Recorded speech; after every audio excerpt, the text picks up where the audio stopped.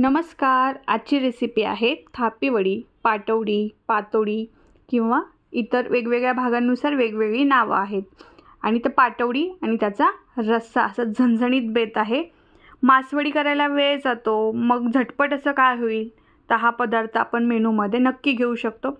पटकन होतो, कमी वेळात होतो आणि ही थापी वडी पितृपक्षामध्ये नैवेद्यामध्ये सुद्धा दाखवली जाते. एक 15 ते 20 मिनिटामध्ये थापी वडी आपली तयार होते, झटपट अशी. पुढे योग्य प्रमाण दिले, व्हिडिओ शेवटपर्यंत नक्की पहा. चला तर रेसिपी सुरू करू. इथे मी 1 वाटी बेसन घेतलंय. बेसन घेताना थोडंसं दाबून भरलंय जेणेकरून व्यवस्थित बसेल. आणि 1.5 वाटी आपल्याला पाणी लागेल. मिरच्या 10 ते 12 मिरच्या, लसूण, जिरी, ओवा आणि मीठ याचं वाटण करायचं आहे. आणि वडी थापून झाल्यानंतर त्याला सजावटीसाठी खोबरं, हवरी, कोथिंबीर. आता वाटण वाटून घेऊयात.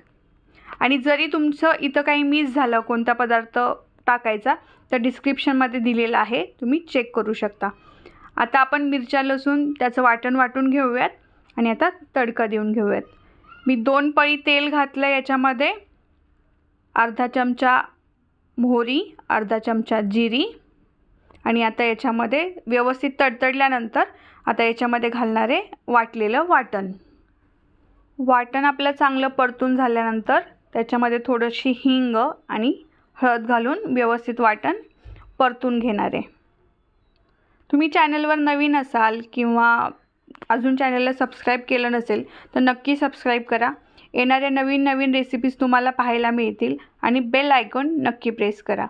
तर आपल्या इथं वाटण चांगलं परतून घ्यायचं आहे. मंद गॅसवरच सगळं वाटण परतून घ्यायचं आहे. आणि त्याच्यामध्ये नंतर थोडंसं हिंग घातलं आहे, थोडीशी हळद. आता याच्यामध्ये मोजून 1.5 कप पाणी घालून घेणार आहे.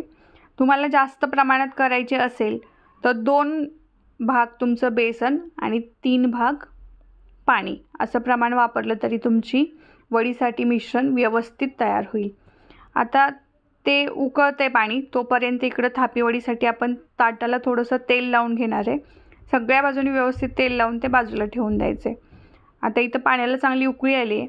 बेसन शक्यतो चाळून घ्यायचं. हे माझं घरचं बेसन आहे, त्याच्या गुठळ्या जास्त होत नाहीत. तर थोडं करत मिक्स करायचं. एकदम बेसन पीठ टाकायचं नाही आहे. मी आता थोडंसं टाकत ते सतत ढवळत राहते. आणि सतत हलवल्यामुळं काय होतं, गुठळ्या पटकन मोडल्या जातात. आणि ह्या गरम पाण्यात जेवढ्या गुठळ्या पटकन मोडल्या जातील तेवढं आपलं मिश्रण लवकर एकजीव होतं. हे पहा, मी 3 ते 4 वेळा थोडं करत पीठ एकजीव करून घेतलं आहे. हे सगळं एकजीव झालं की याला थोडा वेळ आपण झाकण ठेवून तसंच शिजू देणार आहे.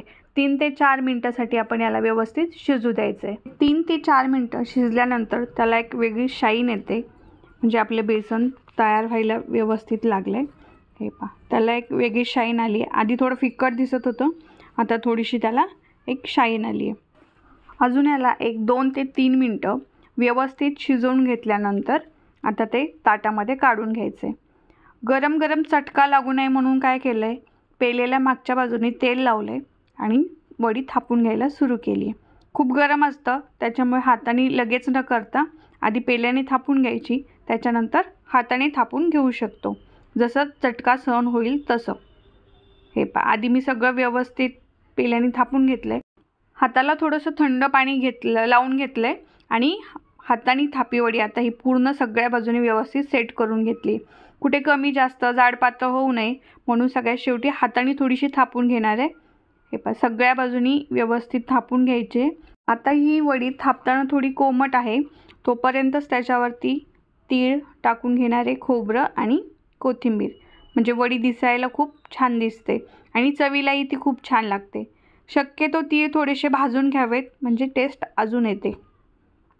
हे पहा, जोपर्यंत कोमट आहे तोपर्यंतच, जसं सहन होईल तसं ती थापून घेणार आहे.